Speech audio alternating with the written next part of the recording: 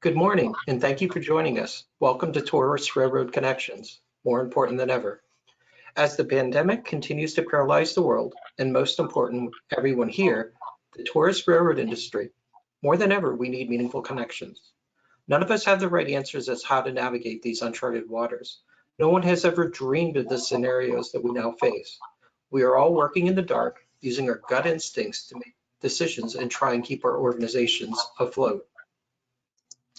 Our goal with this webinar is to further the conversation that we started over the past few weeks. We'd like to encourage you to participate in the conversation. On your screen, you should have a dialog box entitled Go to Webinar Control Panel. And within that box, you should see two sections. If you look at the bottom section, you should notice a gray bar labeled questions. And just below that, another white box with the words type questions here. Simply type your questions and either hit return or send, and we'll do our best to work your questions or comments into our conversation.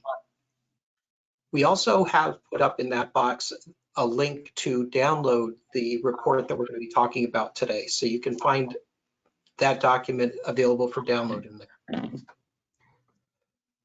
We also have made available recordings of our past webinars. To access them, simply go to www.dynamicticketsolutions.com and click on the webinars link at the top navigation. At this point in time, I'd like to turn this over to my co-host, Josh Miller from the North Shore Scenic Railroad. Hello, thank you very much, Mike, and thanks for everybody for joining us today. I'm Josh Miller here in Duluth, Minnesota, and welcome to Duluth. Right behind me here is the Lake Superior Railroad Museum, and here the way we're structured here is Lake Superior Railroad Museum owns and operates a tourist railroad called the North Shore Scenic Railroad, and that's who I work for, and the manager for the North Shore Scenic Railroad, which operates out of Duluth. No geography lesson needed. We're right at the very tip of the nose of Lake Superior, and we go up the North Shore from there. So that's where I am. And currently our railroad operation, which houses about 100,000 people a year, we are currently closed down and the museum is shut down until July 1st. And that is where we will start with you, the viewer. Mike mentioned that question box there on the right side of your screen probably. And there you can write in questions or comments for us, but one of the things we ask you to do is right off the bat is tell us what your target date for starting your operation is. So when you're thinking that your trains are going to be running again, go ahead and just type that in there. We kind of get a general consensus of where everybody's at. So that gets you going there. We are pretty tight on the 1 hour show, so we want to get a lot of good information here as possible, and make sure that you enjoy the show. We get as much as we can in while we're on, and so we will keep it to that. I invite you to maximize the video screen here on your computer for the show here for the next hour. We have some fantastic panelists that I'm looking forward to here.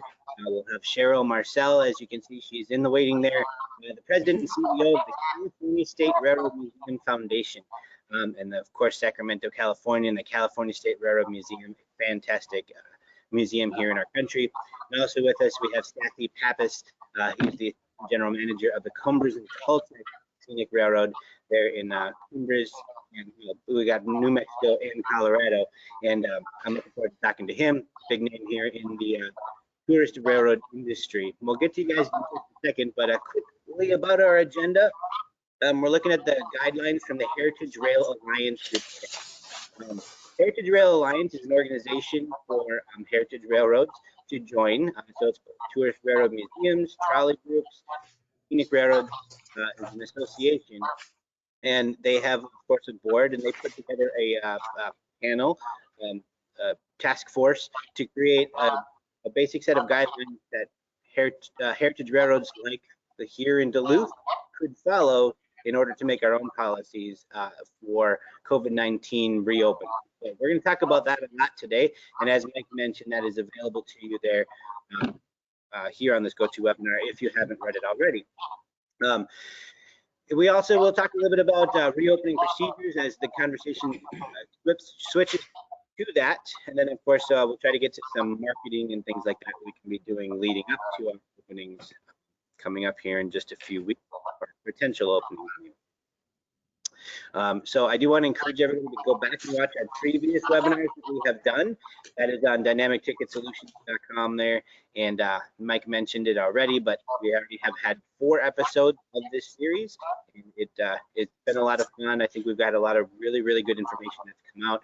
Last week, we talked a lot about food safety with Travis Stevenson from Boone and Scenic Valley in Iowa, and then Alan Camp from the RPCA. We had a great conversation about food safety and how food works into our operations here going forward. Some good stuff that came out of that was we talked about the Serve Safe training programs. A lot of Serve Safe programs, I think, all of them are now free, so it's a great thing to provide to your staffs and like that. Foggers and cleaners, cleaner training, dining plates, dining cars on how you can serve food on a dining car going forward, and then different ways about boarding. So we had a great conversation about that. Go back and watch that, last week's show in our previous episode. I want to get into the meat of it today, and we're going to talk to our guest here on our panel. And I encourage you, the viewer, to go ahead and leave us questions and comments along the way, as many of you already have started to do.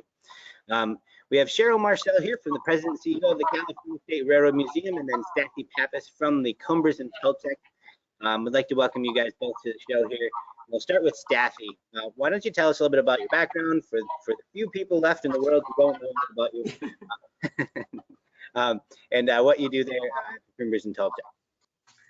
Yeah, thank you very much. Yeah, so I'm the Assistant General Manager at the Cumbres and Toltec Scenic Railroad, and then I also have a couple other positions. As with a lot of railroad museums and tourist railroads, you end up wearing a lot of hats. So I'm also the Operations Manager and Special Projects Director. The Special Projects Department has been a really fun sort of side project. That's where we're doing our restoration work of our 19th century locomotive 168, as well as a complete fleet of 19th century original Denver and Rio Grande wooden passenger cars from the 1870s and 1880s. Obviously, the CNTS is one of the longer heritage railroads in the country. It's 64 miles. We have 7 locomotives in service currently, and a great team of people that make railroading in the Rocky Mountains over Cumbres Pass, which is over 10,000 feet, make that a daily reality during our normal operating seasons. Obviously, this year, things are looking very different with the COVID crisis. We are anticipating opening up to normal operations starting on the 13th of June, as long as nothing changes with the state's recommendations and the vectors of disease with the COVID crisis. But I encourage everybody, when you have a chance, come on out to CNTS land. Greetings from sunny and beautiful Antonito, Colorado. Very nice. Thank you very much for joining us. I do describe the Cumbres and Toltec as a life-changing railroad. And definitely a bucket list item to make sure that you go out and experience. I was there a couple of years ago, and it was like being in a time portal. The closest I probably will ever be to a time machine, and it was a lot of fun. All right, going out to California now with Cheryl Marcell here from the California State Railroad Museum Foundation. Welcome to the show, Cheryl, and tell us a little bit about yourself and where you're at here with the California State Railroad Museum. Sure. Well, thanks for having me today. Yeah, we are here in Sacramento, California, the state capital. We are a partner. The foundation is a partner with the California State Railroad Museum and also Railtown 1897 State Historic Park. The way it's structured is the museum and state park are under the auspices of the state of California. As the nonprofit partner, we're in charge of revenue generation, awareness generation, the membership programs, and we are the railroad operators for the Sacramento Southern, as well as the Railtown operation as well. We are currently shut down, as everybody is. The museum and Railtown are closed. I'm hearing that Railtown might open possibly this week, but not train rides just yet. And so I think that a little bit of background too about this effort. Stathi and I are both on the board of the HeritageRail Alliance, and if you haven't participated with us or looked into any of our resources or come to any of our conferences, we'd love to have the ability to have a conversation with everybody afterwards. So really open that up to any of the folks listening on the line here. If they'd like to have more information about the Alliance, we'd be happy to share that.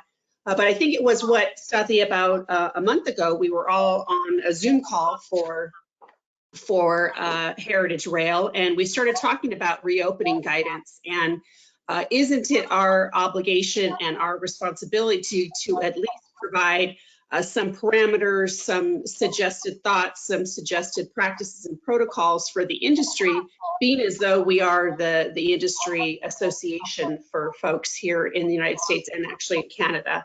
And so we got together a task force, great representation from trolley museums, from railroad museums, to narrow gauge, to anything across the country that you could imagine, and really spent some time. It was a fairly quick process. We looked at guidance from a number of different sources and came up with sort of this recommended practices.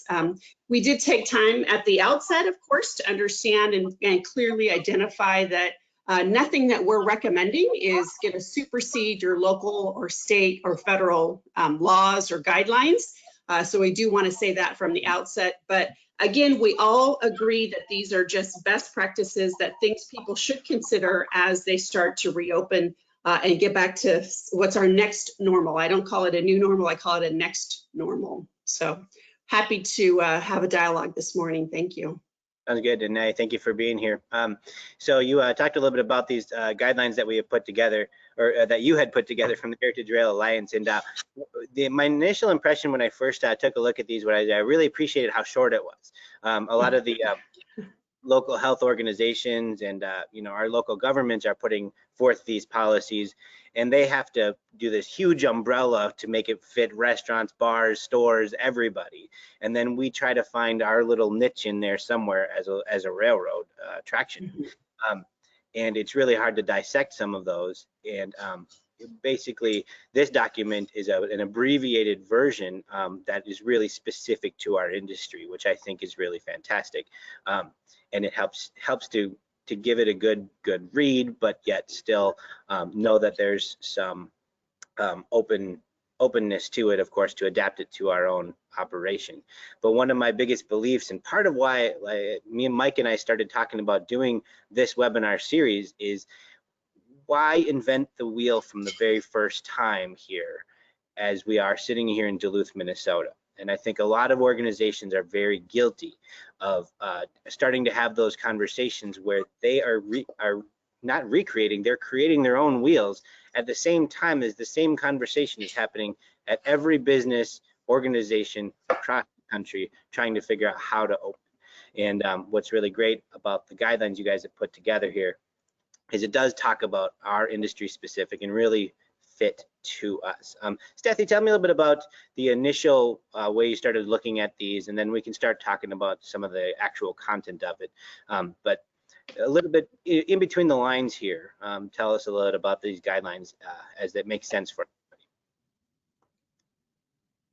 Oh, I think we got you on mute, I think there. We just gotta. Go ahead. Yeah, the conversation started, as Cheryl alluded to, at one of our HRA Zoom board meetings. And Cheryl was bringing up recommendations that were starting to come out of rail events regarding what Polar might look like this year for the institutions that do that. And that sparked a conversation where we all very much were in agreement that this is something we should definitely look into, and try to keep things as policy-based and as science-based as we possibly could. Obviously, there's a lot of emotion surrounding the COVID crisis. There's a lot of political differences as well.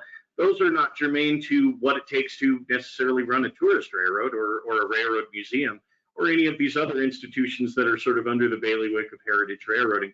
So we felt that it was worth sort of weeding through some of the additional discourse that was going on and really drilling down on the specifics that were going to help us out. Now, that being said, there are lots of different types of organizations and institutions within our industry. You have the museum focus, where basically you have exhibits in buildings and outside. You have tourist railroads where they're primarily about an operation. You have operations such as trolley museums where you have very small vehicles on short rides. You have things like the CNTS where you're going to spend 7.5 hours on a 64-mile train ride with lunch in the middle. We have all these different ways of doing things that are such a wonderful and rich way of interpreting our railroad heritage in this country. But as such, we wanted to tailor this document so that it took into account those sorts of things in a way that a more generalized document coming out of, say, the state government maybe doesn't know about how our industry is and what those different approaches to interpretation look like. So that's kind of some background where our mind was when we started, and I hope that the document is useful to everybody, and yeah, we can get into specifics more as we go here. Sure. Yeah, no, so taking a look at it, I mean, the document, the first page here kind of starts with a lot of assumptions and sort of disclaimers and things like that. I'm not sure if there's anything you specifically want to say about those, other than it's obviously understandable that you would have to have those on there. Talking a little bit about the behind the scenes and how to start planning for the upcoming seasons. Maybe you guys could summarize it a little bit, rather than, you know, we're not reading off the document, but just kind of summarize some of the things you're looking at there. Cheryl?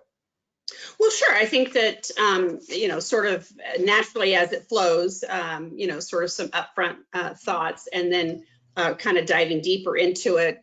We didn't really try, to your point, Josh, reinvent the wheel, but the Mayo Clinic had a really good self-assessment tool. So we just wanted to say that that was a resource for people as they were looking to come back and volunteer or come back to work. Here in California, we have 500 volunteers with the museum and another 120 on the railroad. So that's a lot of people to kind of talk to and assess. And so we thought putting a tool in there that people could do that themselves would be important. And just to continue to monitor, I think that all of us are on a little bit of information overload. And you talk about state guidance. Our state has sections for retail and businesses and workspaces and restaurants. And so it's a lot of information coming together. So we just wanted to kind of set that up a little bit ahead of time, some of the background information and really common sense things about, you know, using tools and wiping things down, sanitation stations, masks, gloves, all those things.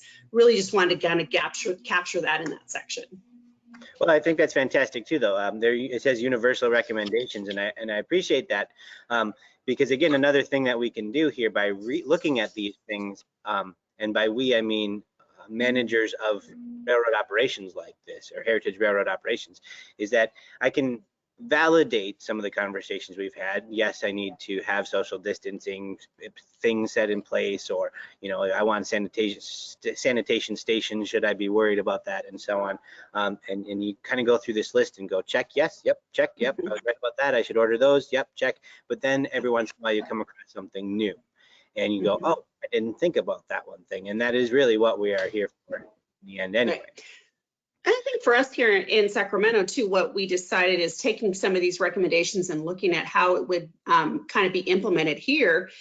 We kind of hit on this sort of staff position as the foundation. We have some staff members that work on the railroad, and calling that person a readiness coordinator. And so that person would be responsible in the beginning of the day to ensure that we have all the PPE that we need, all the sanitation stations are filled, the infrared thermometers are in place to take temperatures of staff or volunteers. Again, such a large operation, we wanted to have one person that was their central role. And I think we talked a little bit ahead of the webinar that all of these things are done with in the vein of safety and making sure you're having a secure and safe environment, but you also have to be able to communicate that to the visitors and your riders on the train. And so that transparency is important, and having a document, taking this document and then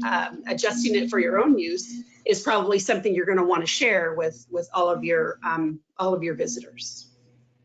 For sure.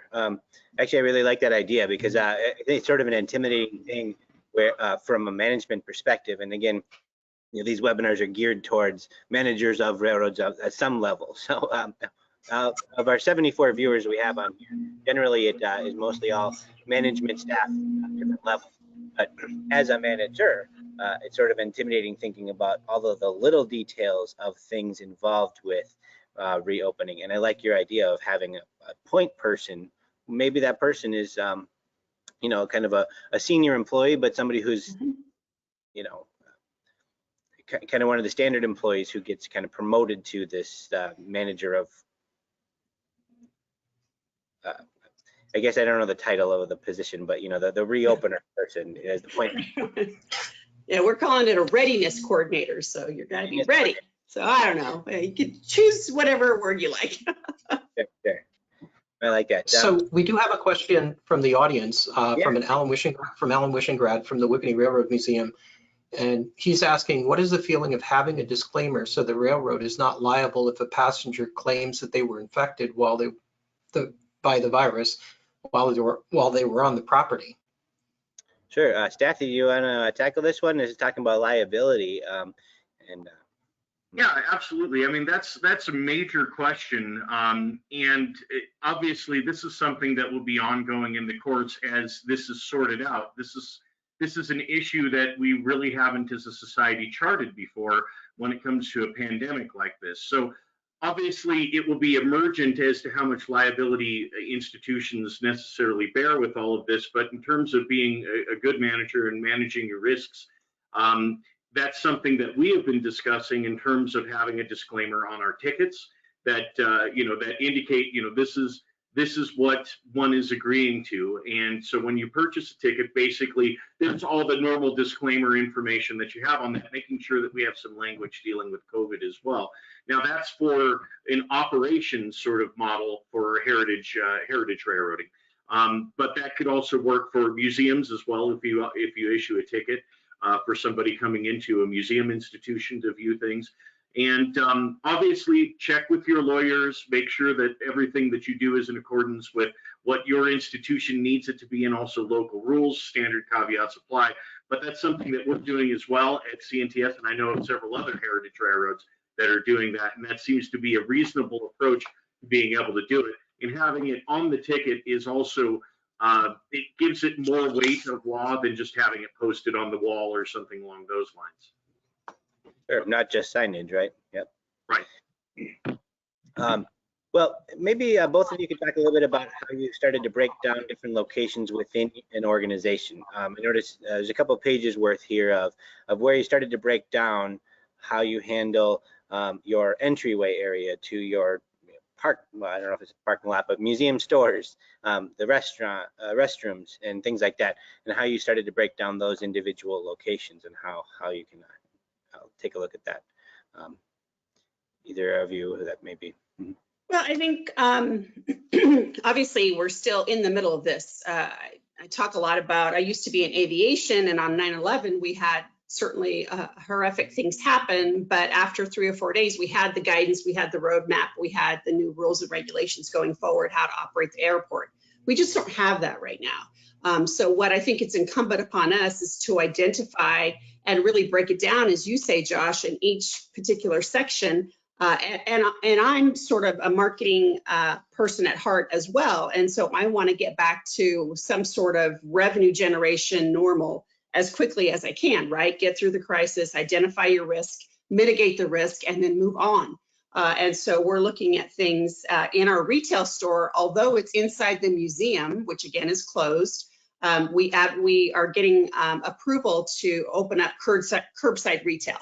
So again, a little bit of a window so that we can kind of get some additional revenue going. So I think that's what we look at there. And as the museum opens, they'll have their protocols with state parks that we're going to have to kind of blend into what we do from an operational plan. But we have a plan for the office environment, we have a plan for the railroad, we have a plan for the retail, and they have to live together, but it is something that you need to spend time on in each of those sections.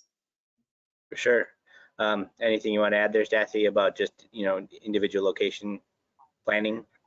Yeah, absolutely. I mean, again, taking sort of a science and policy-based approach to this sort of thing.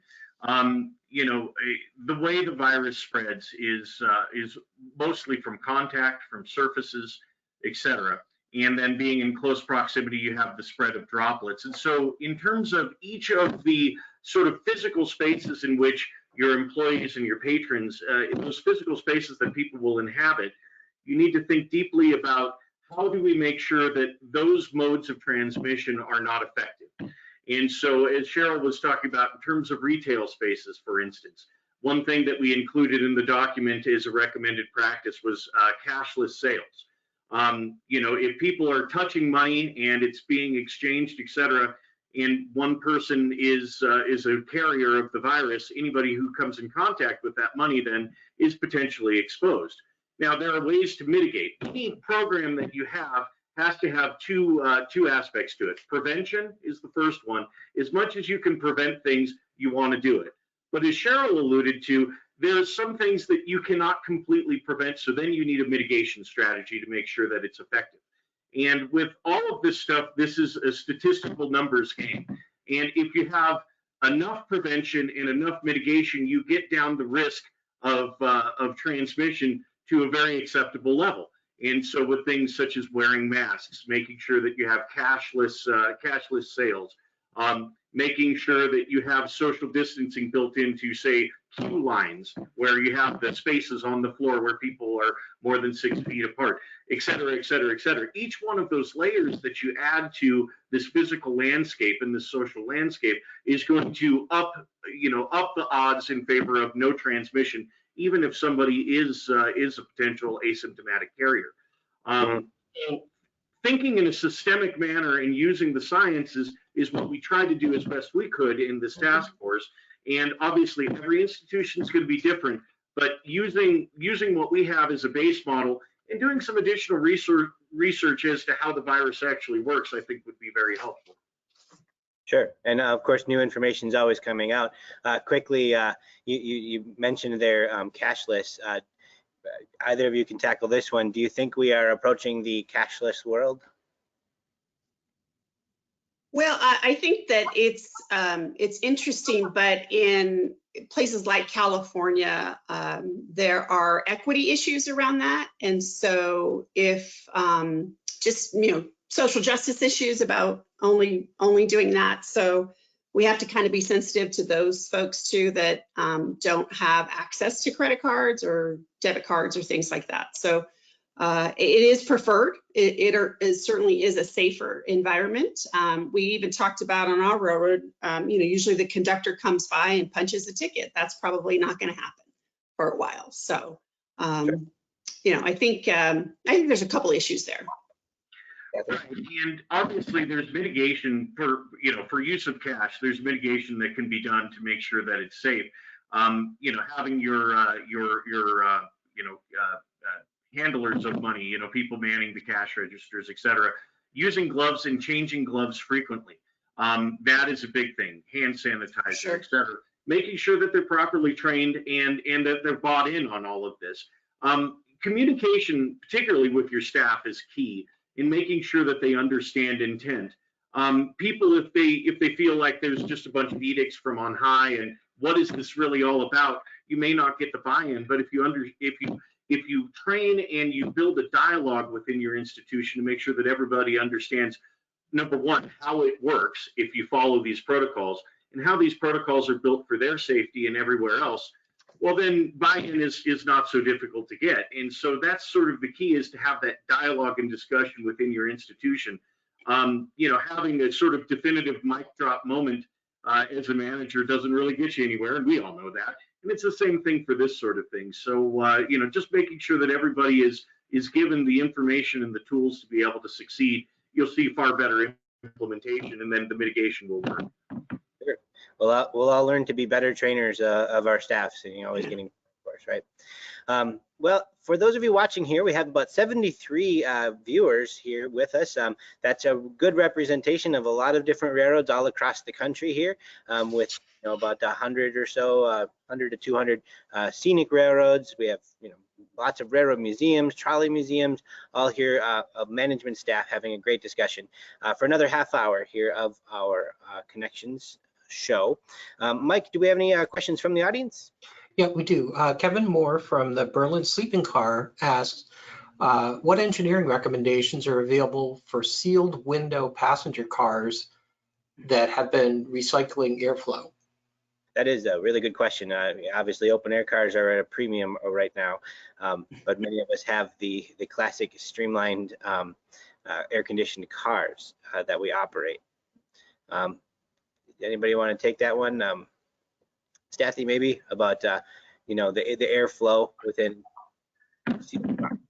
Yeah, absolutely. I mean, obviously, you know, airflow and air change is kind of the big issue. But again, coronavirus, as far as we know right now, is not really an aerosol sort of virus. And so that's one thing that works in our favor with those enclosed recirculating system cars.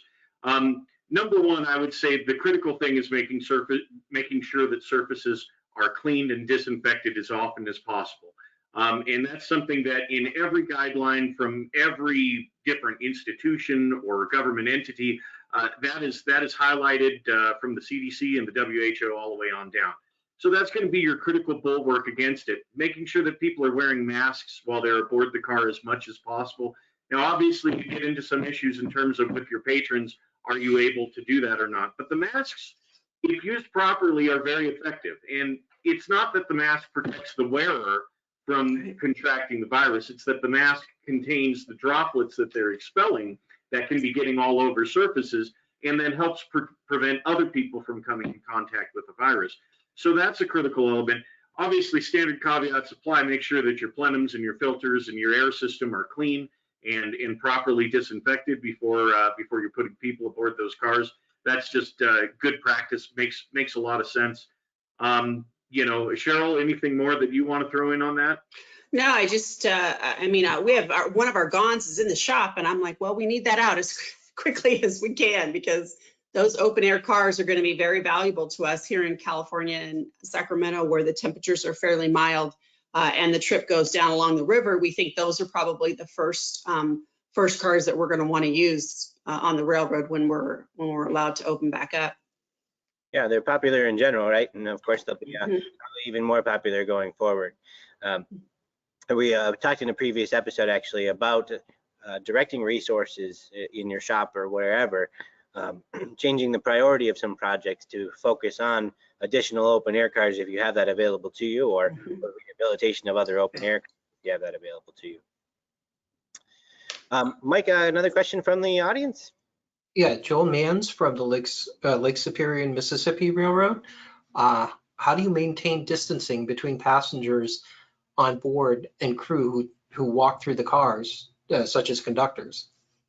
That's a very good question. Got to give a shout out to Joel though, because here I am in Duluth and he's on the other end of Duluth. It's actually West Duluth. So there's Duluth is fortunate enough to have 2 working tourist railroad operations, which is fantastic. And Joel is on the other end of it. So we're talking about the limited space inside of a train car that your staff and crew have to walk through. Generally, I know that at least at the Scenic Railroad, we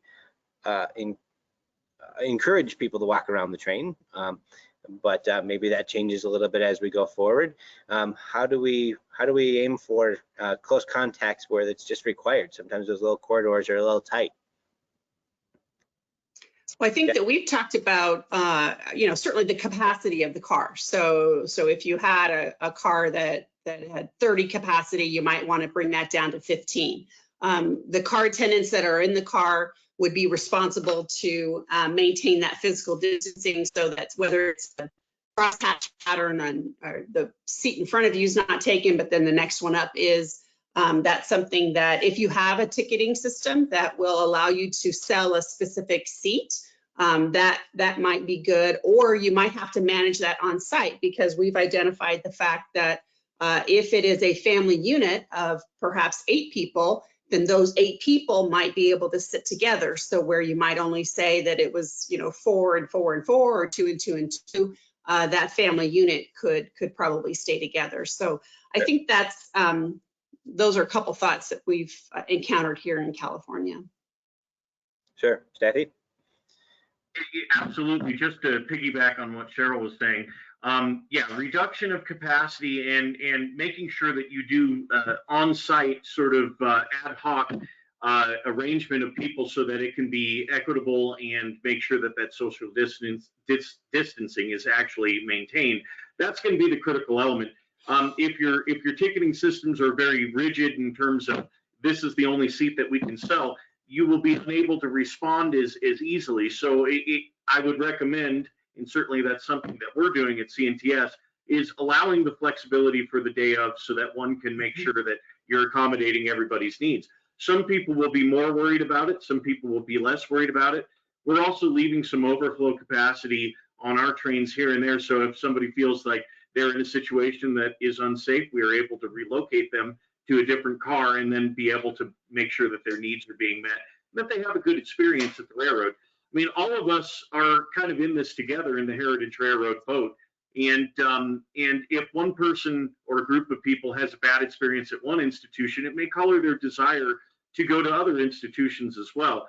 And so if all of us are working to be insightful during this crisis to make sure that, you know, people feel like, number one, we're taking things seriously and that we value their safety. And again, getting back to that transparency comment earlier, it will be better for the industry in the long run.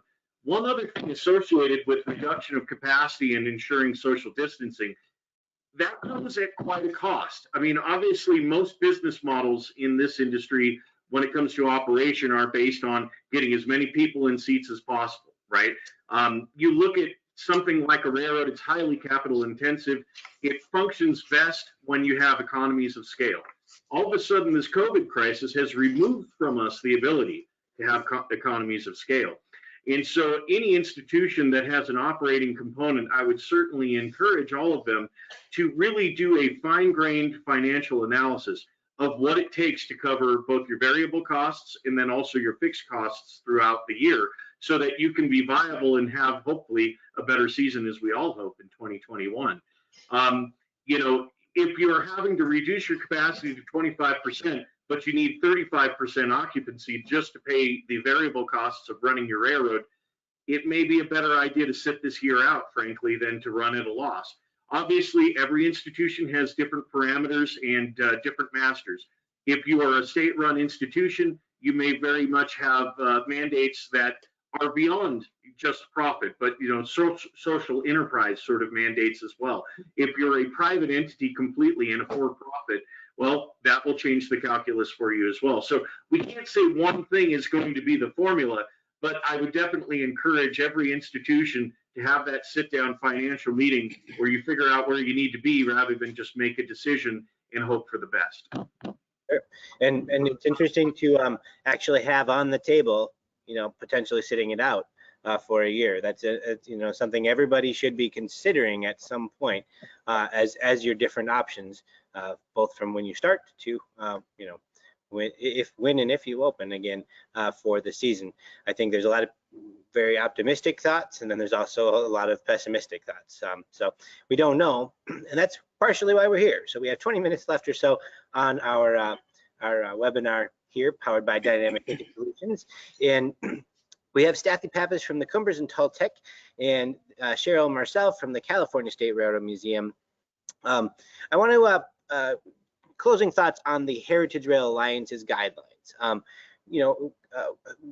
What are some maybe pieces that you didn't get around to, or that you had hoped would have gotten before the final cut was made? And has your committee discussed potentially doing updates along the way as well? Cheryl, you can start. Sure. I don't think that we've actually identified a chance to get together for updates. We can probably look at that maybe as some of our railroads start opening up and we're going to be learning from each other. And so maybe that could translate back into a document. I would say the section that we didn't get to in detail, and partly because there are so many third-party partners in it, are some of these special event guidelines. A lot of it's been in the news about, what was lost with Day Out with Thomas. What are we going to do with Polar? How are we going to manage through those special events? How, in my case in California, is Polar going to be looked at more as a train ride experience, which might fit some of these guidelines, or is the governor going to say that is a large scale public event and those aren't going to be allowed until we have a vaccine? So I think those thoughts around special events, and a lot of us, that's where a lot of our revenue comes from. So it's really challenging at this time to kind of tackle that. And so we'll see. I think that's one thing that we really didn't spend a lot of time on. We think that the protocols and the practices for train operations should be consistent through special events and regular train operations in terms of safety and sanitization and all those things that we have in the document. But because of those third-party elements and how different each of us are in our relationship with those third-party entities, it made it a little bit difficult for us. Sure. Stathi, any closing thoughts on the guidelines? Nope. Gotcha. The big scale events, that was something that we certainly would have liked to have looked at more, given the timelines that we had to get something out there that would be useful. We were unable to put that together, but hopefully maybe that's something that we can look at. Just speaking about the large scale events and whatnot, I think this crisis is definitely highlighting, as institutions, we need to think about diversifying our portfolio, so to speak, in terms of revenue generating activities. Obviously there could be those events that are great revenue generators, but if something like this crisis comes out of nowhere and then all of a sudden that event is unable to happen, having a robust variety of revenue streams is probably going to be the way of the future, I think, for all of us. And so that's something that we can talk a little bit more about moving forward, obviously. Another thing that we discussed as part of the task force, but we didn't get too in depth, was in terms of when you have a railroad museum, you have collections care sort of concerns for the artifacts themselves, both large and small. And in terms of powerful disinfectants and whatnot, what's required to be able to make sure that things are safe, you also run the risk of potentially damaging the artifacts that we are using to run. And so in terms of our interpretation plan and what we are using as actual operating equipment, if you're an operating railroad, or even if you're a static museum, but you have people walking through these cars to get an idea of what the interior spaces were like, et cetera, that still requires disinfecting and this aggressive program of making sure that transmission is mitigated as possible. And so those are going to be curatorial decisions that various institutions need to make. Obviously, for our task force, that was way more in depth than we were going to be able to get. So we encourage everybody to have those conversations internally. And maybe at some point we can put everything together in a document. I certainly would look forward to that opportunity.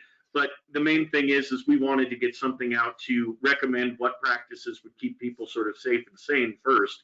And we didn't want to wait a month while we were figuring out, everything in one document. But that's something I would definitely look forward to doing more with. Yeah, there's almost kind of, there's guidelines, and then there's also suggestions, and that's, there's two different things. And that part of this conversation, these weekly dialogues anyway, is lots of suggestions. Essentially, is that we're not stamping this, and that's where the discussion part comes in of what we can talk about. Speaking of suggestions, I did want to quickly ask you guys about policies with sales. There's kind of a new division of two different policies in the world. There was your all sales are final probably policy that you had on the website when you were selling either admissions or tickets. And then now there's the kind of the new world, which you almost have to have some sort of moving target sale of, none of us know for sure what the next month or two has. Tell me a little bit about where you've had those conversations at your organizations about pre-sales and how you look at policies going forward for specifically for each individual transaction. Stathi, why don't you start? In terms of the uncertainty that we have right now regarding COVID, there are still a lot of things that we don't know about how this virus is going to progress or not progress, and what that looks like. And so the public in general is concerned about this, and I would say that most people are probably somewhat unwilling to commit to buying expensive tickets if for some reason things are going to get shut down or they're going to be unable to get a refund because they decide not to make their trip due to safety issues moving forward. It's a double-edged sword. One can open up your reservations policy to have a more liberal refund policy. And what that will do is that will help people desire to want to buy tickets, whereas if you have a very final policy, hey, you bought the ticket, you don't come, well, too bad. The problem with those types of policies is then people will probably be less willing to take the chance on buying it because they have no idea what their summer is going to look like. So But the other side of that equation is as I know that we at CNTS, as well as most institutions, you really count on your pre-sales to be your bellwether for what the season is looking like, how you're structuring your operation, staffing levels, et cetera.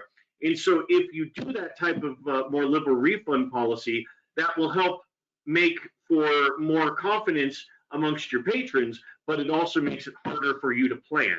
And so every institution will have to figure out what type of risk or what type of uncertainty they're willing to look at.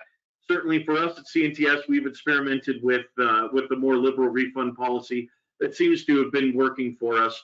But again, with so many uncertainties regarding this crisis right now, it's really hard to be able to say that, yeah, in July, something isn't going to change and shut everybody down.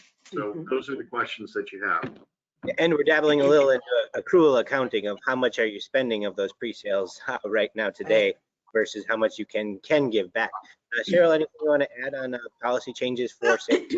I agree with Stathi. I think, sort of a more of a liberal refund policy because, gosh, we don't want to have somebody identify that they've got a fever and they bought a ticket 5 days ago and you don't want them on the railroad, quite frankly. So I think that, and then I also think that it goes both ways. So if we get into a situation, 3, 4, or 5 months from now where the virus does reemerge and we have to make drastic changes to our schedule, I think people are going to understand. I think that, like I said, it just goes both ways. So I think if you are doing a good job in communicating your practices, your protocols, you have a clear policy on refunds, I think that will help you gain confidence in the minds of your visitors and your riders. And if you have to make drastic changes or if you have to make service disruptions of some sort, that hopefully there's a higher understanding at that point. For sure. Stathi, you wanted to add something? The buzzword for this year with all of our institutions really needs to be nimble. This crisis is very much ever emergent. Just because one made a decision a week ago, if new data presents itself, don't be afraid of making a course correction. If it's going to enhance safety, if it's going to enhance revenue generation, if it's going to enhance your service to your patrons, and to echo what Cheryl was just saying, I don't think most people would find that to be a bad thing given the situation. And in fact, I think it's of benefit if through a transparent process, your institution can be both in terms of actually doing it, but also perceived as being very thoughtful, being very nimble, able to respond to the data as it emerges and make good decisions. I mean, really, all of us just need to make good decisions, and if that changes on a weekly basis or even a daily basis for a while, then that's where we need to be. That being said, it's good to generate some general plans, and it's good to know where your bottom line is, so whatever decisions you make don't compromise your ability to exist. For sure. That's some very, very good advice. We have about 10 minutes left here in our show today, and I think 70 people here watching on our watching the webinar. I encourage you all to leave questions and comments as well as right there in the questions box on the right side of your screen. Is what it defaults to anyway, in case you haven't moved it. Mike, any questions from the audience here for our panelists? Yeah, Mark Ray actually asked a really interesting one. Do you recommend a phased approach to eliminating the protocols as the spread is contained? Interesting question. Well, I think that if we get a vaccine, of course, there's scale. People have to get it. You have to, immunize everybody in the country or those that would want to get it. So I think that we're a long way off from that. I think, but I think the basis of how we operate our trains and how we interact in the museum, certainly in ours, it's a very high touch environment. It's there's a lot of volunteers, there's a lot of staff, there's a lot of interaction. Our job as storytellers, right, to keep telling the story of our railroad heritage and sort of inspire that next generation. And a lot of what we do is in that vein. So we are anxious to get back to that. I think that once we have a vaccine, and certainly I don't think those the sanitization protocols and the cleanliness go away, but I think that for sure we'd look at something like that if there is a vaccine and we can get back to some regular operations. Sure. Anything you want to add to that, Stathi?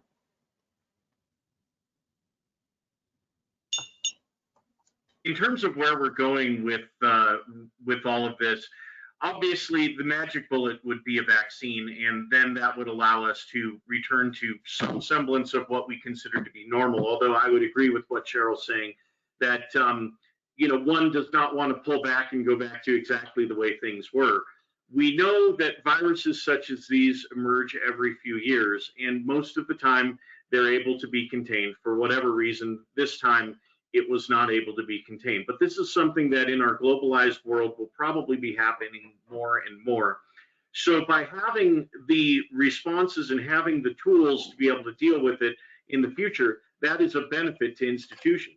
And the other thing is that regardless of whether there's a vaccine or not a vaccine, at some point, we will have to have some degree of operation to fulfill our mandates. There's a reason why we all exist, but we have to be able to do it in a safe and sane manner. And so moving forward, this is just the very beginning of a process. I imagine a future whereby in the next year or so, we're going to all be a lot more sophisticated than we are right now. And I'd like to highlight again that the HRA task force and these recommended practices and everything are really sort of a first step for us as an industry to start thinking. We've made some recommendations, but we are certainly open to our understanding becoming deeper as we understand this virus and indeed, potential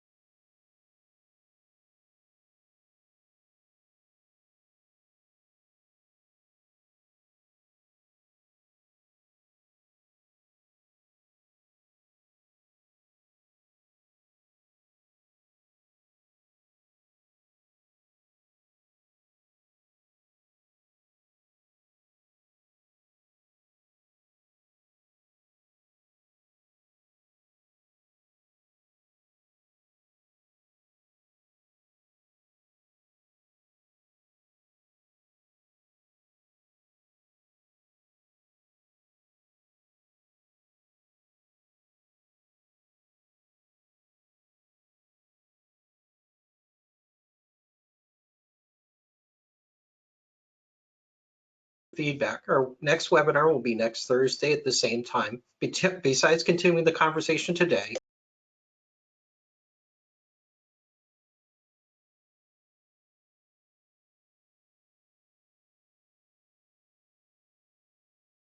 with people that you think might be able to benefit from our conversation. Let's all stay safe and stay connected. Thank you, everyone.